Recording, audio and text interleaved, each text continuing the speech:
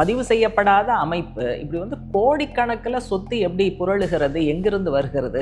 ஆளுகிறவர்கள் மக்களுக்கு பதில் சொல்ல கடமைப்பட்டவர்கள். அதனால ஆளுகிறவர்களுக்கு அக்கௌண்டபிலிட்டி வேணும். குறிப்பாக மக்கள் கேட்கக்கூடிய கேள்விகளுக்கு அவங்க பதில் சொல்லித்தான் ஆகணும். கண்ணெதிர தப்புன்னு தெரியுது. ஆனா அந்த மேற்கு வங்க சட்டப்பேரவையினுடைய அவைத்தலைவராக இருக்கட்டும் அல்லது மக்களவையினுடைய அவைத்தலைவராக இருக்கட்டும், அவங்க ரொம்ப பயஸ்டா தான் ஸ்டாண்டுங்கிறத எடுத்தாங்க. அப்ப அரசியல் சட்டத்தில் இருக்கக்கூடிய அடிப்படையான சில செக்ஸ் அண்ட் பேலன்ஸ் அதை முறையாக இவங்க ரெண்டு பேருமே பின்பற்றல.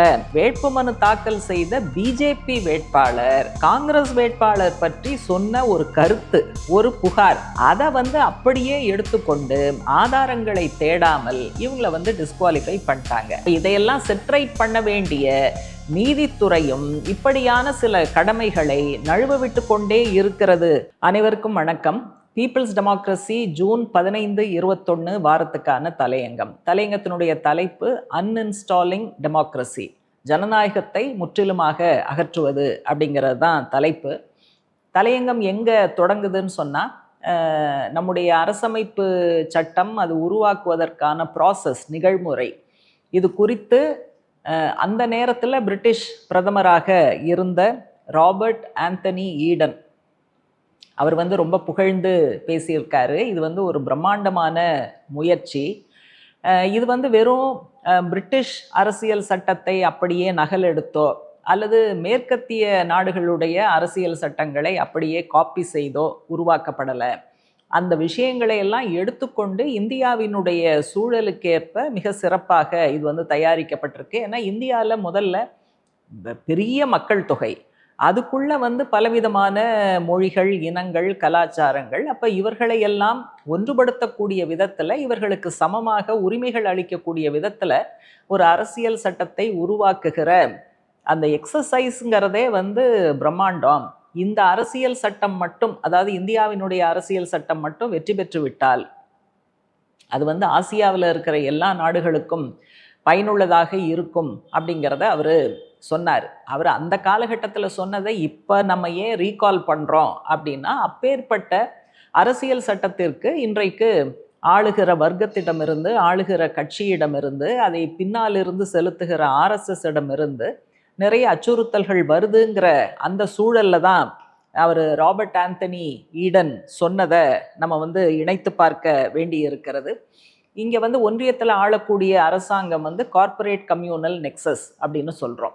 இப்போ கார்ப்பரேட் அப்படின்னு அந்த அம்சத்தை எடுத்துக்கொண்டாலும் அல்லது கம்யூனல், ஹிந்துத்வா கம்யூனலிசம் அப்படிங்கிற விஷயத்தை எடுத்துக்கொண்டாலும் அதை வெற்றிகரமாக நிறைவேற்றணும் அப்படின்னு சொன்னால், இன்னைக்கு இருக்கக்கூடிய அரசியல் சட்டத்தினுடைய ஷரத்துக்கள், விழுமியங்கள் அதுக்கு மிகப்பெரிய தடையாக இருக்குது. அப்போ அதனால அரசியல் சட்டத்தை காலி செய்ய வேண்டும், சிதைக்க வேண்டும்ங்கிறது இயல்பாகவே கார்ப்பரேட்டுகளுக்கும் அதான் நோக்கமாக இருக்குது, ஹிந்துத்வா கம்யூனலிசத்துக்கும் அதான் நோக்கமாக இருக்குது. இது இரண்டினுடைய கள்ளக்கூட்டணியாக ஆட்சியில் இருக்கக்கூடிய அரசாங்கமும் இயல்பாகவே இதைத்தான் நோக்கமாக வைத்திருக்கிறது.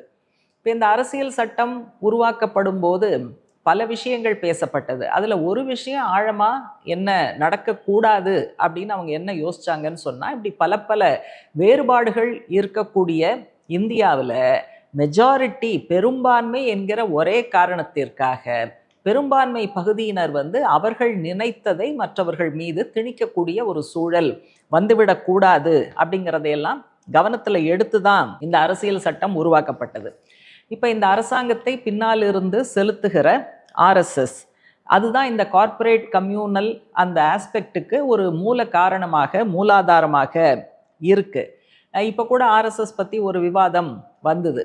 ஒரு பதிவு செய்யப்படாத அமைப்பு இப்படி கோடிக்கணக்கில் சொத்து எப்படி புரளுகிறது, எங்கிருந்து வருகிறது? அப்போ உங்களுக்கு அக்கௌண்டபிலிட்டி வேணும், நீங்கள் கொஞ்சம் வெளிப்படைத்தன்மையோட நடந்து கொள்ள வேண்டும் அப்படிங்கிற அந்த விமர்சனமெல்லாம் வந்தது. ஆனால் RSS எதுக்கும் பொறுப்பான பதில்ங்கிறது சொல்லலை. ஏன்னா அவங்கள பொறுத்த வரைக்கும் நாங்கள் யாருக்கும் பதில் சொல்ல வேண்டிய அவசியம் இல்லை, அக்கௌண்டபிலிட்டிங்கிறது எங்களுக்கு தேவையில்லை அப்படிங்கிறது தான் அவங்க சொன்னாங்க. ஆனால் அதற்கு முற்றிலும் மாறாக அரசியல் சட்டம் என்ன சொல்லுதுன்னா, ஆளுகிறவர்கள் மக்களுக்கு பதில் சொல்ல கடமைப்பட்டவர்கள். அதனால வந்து ஆளுகிறவர்களுக்கு அக்கௌண்டபிலிட்டி வேணும். குறிப்பாக மக்கள் கேட்கக்கூடிய கேள்விகளுக்கு அவங்க வந்து பதில் சொல்லித்தான் ஆகணும். இதுதான் வந்து ஜனநாயகத்தினுடைய அடிப்படையான அம்சமாக இருக்க வேண்டும் அப்படின்னு அவங்க யோசிச்சாங்க.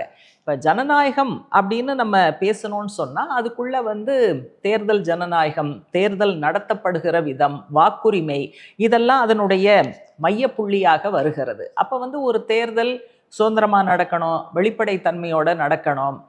மல்டி பார்ட்டி சிஸ்டம் தான் நம்ம வச்சுருக்கோம். அனைத்து அரசியல் கட்சிகளும் பணம் இருக்கிறதோ இல்லையோ சமமான ஆடுகளத்தில் அவங்க வந்து தேர்தலை சந்திக்க வேண்டும். இதையெல்லாம் மேற்பார்வை பார்த்து உறுதி செய்யக்கூடிய கடமை வந்து தேர்தல் ஆணையத்திற்கு இருக்கிறது. அப்படிங்கிற இந்த அம்சங்கள் முழுக்க ஜனநாயகத்தினுடைய அடிப்படை என்னவாக இருக்க வேண்டும்ங்கிற கோணத்துல இருந்து தான் விவாதிக்கப்பட்டு தேர்தல் ஆணையத்திற்கான அதிகாரம் மற்ற விஷயங்கள்லாம் கொடுக்கப்பட்டுச்சு. இப்போ தேர்தல் ஆணையத்தினுடைய அதிகாரம் எந்த அளவுக்கு முக்கியத்துவம் பெறுகிறதோ அதே அளவு வாக்குரிமை யாரிடமிருந்தும் பறித்து விடப்படக்கூடாது. எல்லாருக்கும் தகுதியானவர்களுக்கு வாக்குரிமை கண்டிப்பாக இருக்கணும் என்ற அம்சத்துக்கும் சமமான அழுத்தம்ங்கிறது நம்முடைய அரசியல் சட்டத்தில் கொடுக்கப்பட்டிருக்கு. ஆனால் இப்போ இந்த காலகட்டத்தில் எஸ்ஐஆர், குறிப்பாக மேற்கு வங்கத்தில் எஸ்ஐஆர் பயன்படுத்தப்பட்ட விதம், இது சம்பந்தமாலாம் நிறைய இந்த தலையங்கத்தில் தகவல்கள் இருக்கு.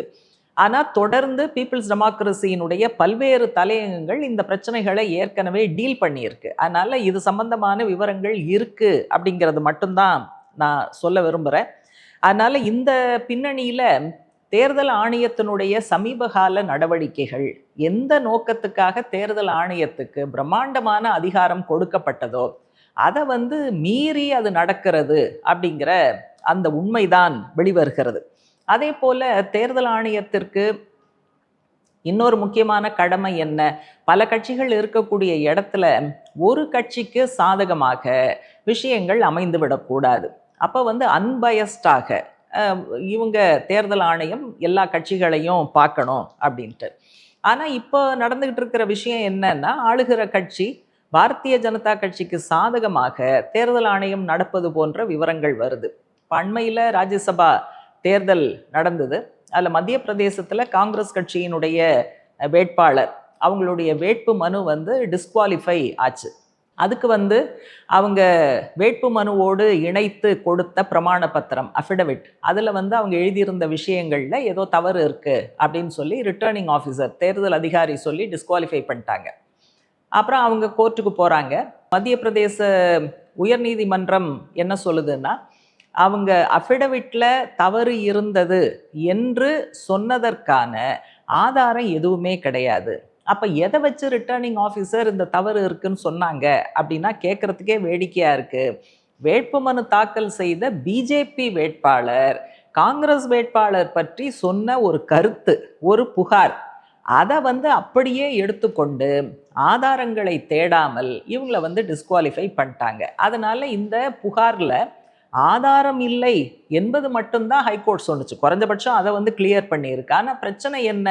இதை சொல்லி வேட்பு மனுவை நிராகரித்ததால் அவங்களுக்கு வந்து கண்டெஸ்ட் பண்ண முடியாமல் போச்சு. வெற்றி பெறுவதற்கான வாய்ப்பை அவங்க இழந்திருக்காங்க. அப்போ அதை என்ன செய்வது அப்படிங்கிறத பற்றி ஹைகோர்ட் ஒன்றும் சொல்லலை. அப்போ இதையெல்லாம் செட்ரைட் பண்ண வேண்டிய நீதித்துறையும் இப்படியான சில கடமைகளை நழுவ விட்டு கொண்டே இருக்கிறது அப்படிங்கிற கவலையும் இந்த தலையங்கத்தில் சொல்லப்பட்டிருக்கு. அடுத்து இதில் இன்னொரு முக்கியமான அம்சம் என்னன்னா, ஒரு கட்சியின் சார்பாக நின்று தேர்தலை சந்தித்து வேட்பாளர்கள் வந்து வெற்றி பெறுகிறார்கள். அப்போது அந்த கட்சியினுடைய அடையாளம், கட்சியினுடைய சிம்பல், கட்சியினுடைய கொள்கைகள், அதை பிரதிநிதித்துவப்படுத்தி அவங்க வெற்றி பெறுகிறார்கள்.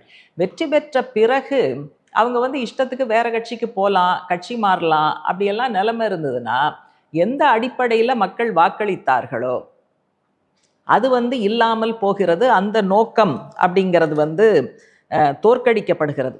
ஆனால் இப்போ சமீபத்தில் மேற்கு வங்கத்தில் நடந்திருக்கக்கூடிய சில நிகழ்ச்சி போக்குகள் கண்ணெதிர தப்புன்னு தெரியுது. ஆனால் அந்த மேற்கு வங்க சட்டப்பேரவையினுடைய அவைத்தலைவராக இருக்கட்டும், அல்லது மக்களவையினுடைய அவைத்தலைவராக இருக்கட்டும், அவங்க ரொம்ப பயஸ்டாக தான் ஸ்டாண்டுங்கிறத எடுத்தாங்க. அப்போ அரசியல் சட்டத்தில் இருக்கக்கூடிய அடிப்படையான சில செக்ஸ் அண்ட் பேலன்ஸ் அதை வந்து முறையாக இவங்க 2 பேருமே பின்பற்றலை அப்படிங்கிறது தான் நம்ம வந்து சுட்டி காட்ட வேண்டியிருக்கு. அதனால் பிஜேபி ஒரு ஆளுங்கட்சியாக இருக்கிறதுங்கிற அடிப்படையில் அவங்க வந்து சகலவிதமான அரசியல் சட்டம் சார்ந்து அமைக்கப்பட்ட நிறுவனங்களை எல்லாம் தங்களுக்குள் இழுத்து கொள்கிறார்கள், அல்லது தங்களுடைய ஆட்களை ஊடுருவச் செய்து ஒட்டுமொத்தமாக அவர்களுடைய நிகழ்ச்சி நிரலுக்கு ஏதுவாக இந்த நிறுவனங்களை எல்லாம் வளைக்கிறார்கள்.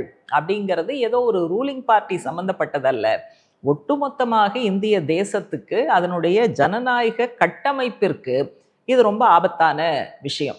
அதனால இது வந்து பார்ட்டி பாலிடிக்ஸ் அப்படின்னு பார்க்காம அடிப்படையில் நம்முடைய தேசம் நம்முடைய ஜனநாயகத்திற்கு விடப்பட்ட சவால் அப்படிங்கிற அடிப்படையில் ஜனநாயக மதச்சார்பின்மையில் நம்பிக்கை வைத்திருக்கக்கூடியவர்கள் அனைத்து அரசியல் கட்சிகளும் ஒன்று சேர்ந்து இப்படிப்பட்ட நடவடிக்கைகளுக்கு எதிராக உறுதியாக குரல் எழுப்ப வேண்டிய அவசியம் இருக்கு என்பதைத்தான் தலையங்கம் சுட்டிக்காட்டுகிறது.